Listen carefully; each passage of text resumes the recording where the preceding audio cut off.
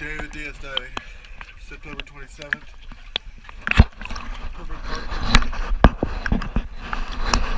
I've tapped and scraped on each one of the teardrop zincs on the left and the back of the boat. None of them seem to need to be changed yet. We'll keep a close eye on it.